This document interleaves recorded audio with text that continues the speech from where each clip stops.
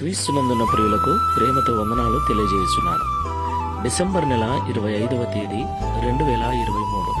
ఈరోజు దేవుడు మనకు చేస్తున్న వాగ్దానం ఏమిటనగా మత్తయి సువార్త 1వ అధ్యాయము 21వ వచనం.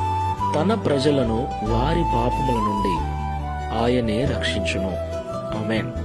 నా ప్రియమైన సహోదరి సహోదరులారా, మొదటగా ఈ మాటలు వింటున్న మీకందరికీ క్రిస్మస్ శుభాకాంక్షలు తెలియజేస్తున్నాను.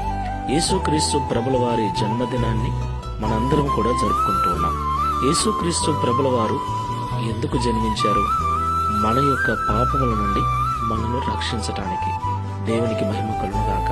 ఆయన జన్మించకపోయి ఉంటే మనమందరం కూడా పాపులుగానే బ్రతికేవారము, పాపులుగానే చనిపోయి పాపమునకు వచ్చే జీతమైన నరకాగ్నిలో పడి కాలిపోయేవారు.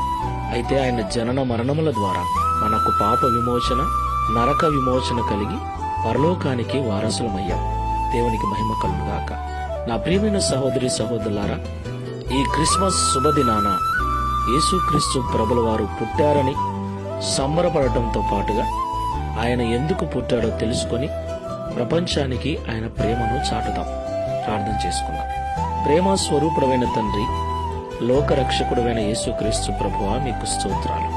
తండ్రి, ప్రపంచ మానవాళి పాప విమోచన కొరకు ఈ రోజు భూమిపైన జన్మించి మమ్మల్ందరినీ పాపము నుండి విడిపించి నరకము నుండి తప్పించి రక్షణలోనికి నడిపించిన విధానమును బట్టి స్తోత్రాలు చెల్లిస్తున్నాం.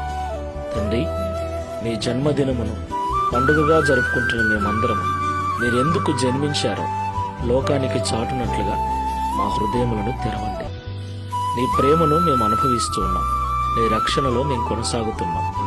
అలాగే నశించిపోతున్న ఎంతో మంది నీ ప్రేమను రుచి చూచునట్లుగా, నీ రక్షణను అనుభవించున్నట్లుగా వారికి నీ ప్రేమ సువార్తను ప్రకటించేటువంటి కృపను మాకు అనుగ్రహించమని, ఈ క్రిస్మస్ పండుగ వేళలో కావలసినటువంటి ప్రతి అవసరతను తీర్చి సంపూర్ణ సంతోషముల చేత నింపి నడిపించమని, ఈ యొక్క సంవత్సరమంతా కాపాడిన మీరు నూతన సంవత్సరంలోకి మమ్మల్ని నడిపిస్తూ ఉన్నందుకు స్తోత్రాలు.